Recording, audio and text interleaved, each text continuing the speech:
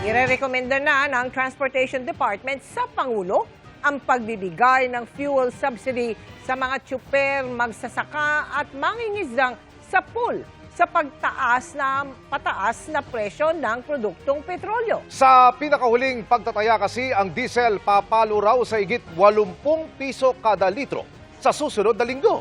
Dahil pa rin yan sa nagpapatuloy na gulo sa Middle East. Ang tinitiyak naman ng gobyerno, sapat ang supply hanggang April 15, kaya wala dapat puwang sa mga mananampantala, pagpapanic buying at hoarding. At yan po ang tinutukan live ni Darlene Tay. Darlene. Mel, Emil, Vicky, sakaling araw na isang bagsakan ipatupad ng oil companies yung dagdag singil sa presyo ng langis sa susunod na linggo ay maaaring araw pumalo sa mahigit 80 pesos ang kada litro ng diesel ayon sa Department of Energy. Kaya ang ginagawa ngayon ng pamahalaan ay nakikipag-ugnayan daw sila sa oil companies para naman mas maging magaan yung epekto sa mga mamimili ng gulo sa Middle East.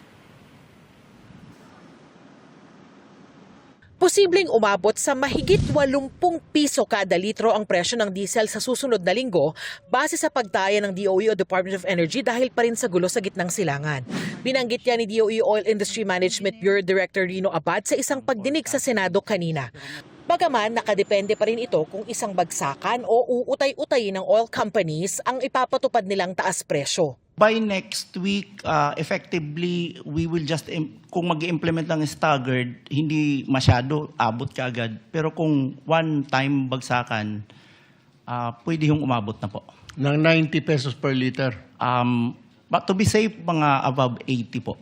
Pero posible raw sumampa sa 70 piso ang kada litro ng diesel ngayong buwan kung magpapatuloy ang gulo sa Middle East. Yung Ukraine-Russia, Mr. Chair, umabot to tayo ng mga 90 kasi. So, yun, ayoko mag-project, pero ito'y mas masama pa dun eh. Pinakikiusapan na ng Energy Department ng oil companies na unti-untiin ang dagdag singil sa mga produktong petrolyo para hindi malaki ang talon ng presyo. Ang umiiral kasing presyo sa Metro Manila ng diesel na wala pang epekto ng gulo sa Middle East ay mula 48 pesos hanggang mahigit 73 pesos lang. Kung supply naman ang pag-uusapan, hanggang April 15 patatagal ang imbak ng Pilipinas ayon sa Energy Department.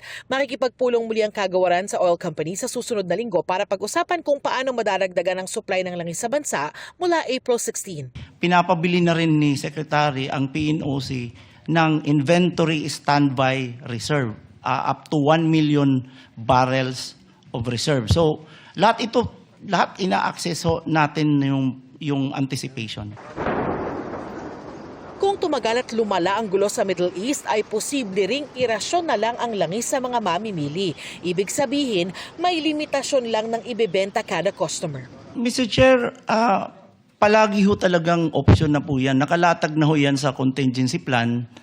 At before we attempted that before, yung exercise na yan na merong rationing, pero that is really part of the demand side management. By 2.5 billion pesos pang pondo para sa fuel subsidy mula nakaraang taon para mabigyan ng discount ang mga maaapektohang tsuper, magsasaka at mangingisda. We'll probably recommend to the President, request to the President a subsidy from the contingency fund immediately po after the hearing, sir.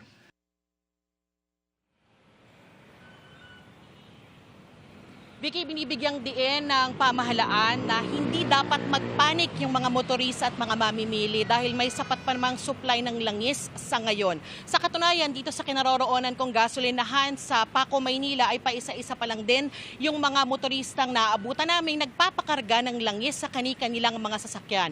Patuloy din daw na nakikipag-ugnayan yung iba't ibang ahensya ng mga pamahalaan para maibsan yung epekto ng Middle East conflict sa mga presyo ng produkto at serbisyo sa bansa. Yan ang latest mula rito sa Maynila. Balik sa'yo, Vicky. Darlene, bukod sa presyo ng produktong petrolyo, may nabanggit ba ang DOE sa posibleng impact sa presyo ng kuryente nitong gulo sa Middle East? Vicky, kanina doon sa pagdinig ng Senate Committee on Foreign Relations, naroon din ang Energy Regulatory Commission at sinabi nila na posibleng maapektuhan din yung presyo ng kuryente kung magtutuloy-tuloy ang gulo sa Middle East at patuloy na tataas yung presyo ng langis dahil maapektuhan daw yung generation charge. Pero sa ngayon, sinisiguro ng ERC na sapat ang supply ng kuryente at kahit pumasok ang tag-init ay hindi magkaka-experience ng rotational brownout. Vicky. Darlene, may sinabi bang panahon kung kailan natin mararamdaman itong epekto nga sa presyo ng kuryente?